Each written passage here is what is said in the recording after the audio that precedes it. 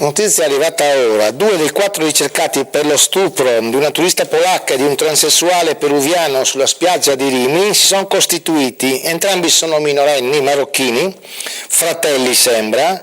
Secondo quanto anticipato l'agenzia News Media, si sono consegnati ai carabinieri a Pesaro, avrebbero deciso di costituirsi intendosi braccati dagli inquirenti. Restano latitanti 2 componenti del branco, un maggiorenne e un minorenne.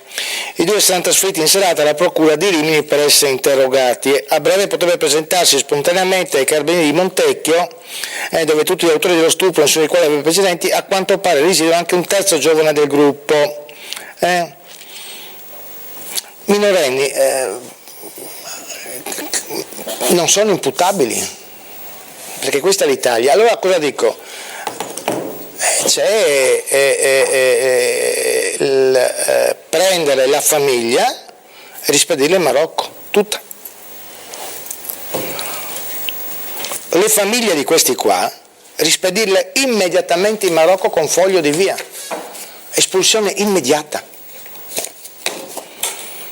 Si può fare? No, siamo in Italia, dopo vi spiego anche qui è tutto ridicolo, tutto ridicolo.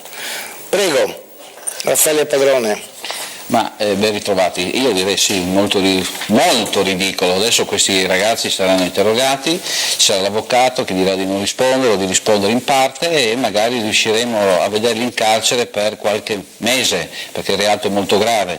Il problema è, come diceva lei, che questi soggetti non pagheranno lo stesso dolore che hanno fatto provare a quella ragazza, a quel fidanzato e soprattutto a quelle famiglie.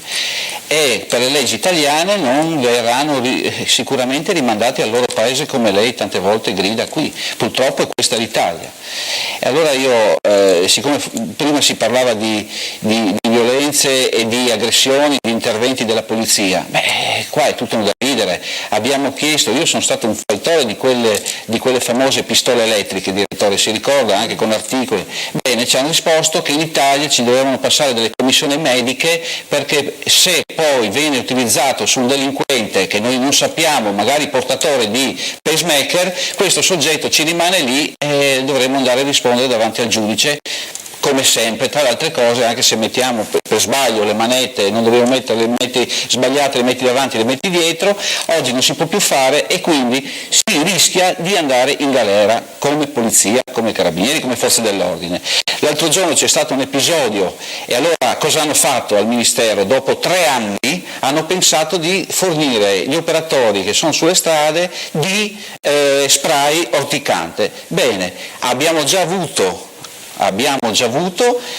un responso di questa cosa che è super negativa, direttore. L'altro giorno 2 colleghi della sezione volanti di Pordenone si sono trovati al pronto soccorso perché avevano portato un'altra persona, un tossicodipendente in pronto soccorso, e un pazzo scatenato, che tra l'altro è scappato dall'ospedale dove era stato ricoverato. Bene, hanno tentato un energuno di 2,05 m perché in 2 colleghi hanno cercato di immobilizzare, non hanno potuto usare lo spray orticante perché avrebbero dovuto evacuare l'intero pronto soccorso, perché quel peperoncino ha degli effetti chiaramente per tutti quanti quelli che sono lì in giro e soprattutto per gli stessi colleghi. Quindi è una presa in giro, una farsa, un'altra volta una farsa per i colleghi. Non si può utilizzare se non in luoghi aperti. Cioè, direttore, ditemi voi quando noi possiamo intervenire. Grazie a voi e grazie di crederci. Polizia. Allora, aggredisce l'ex moglie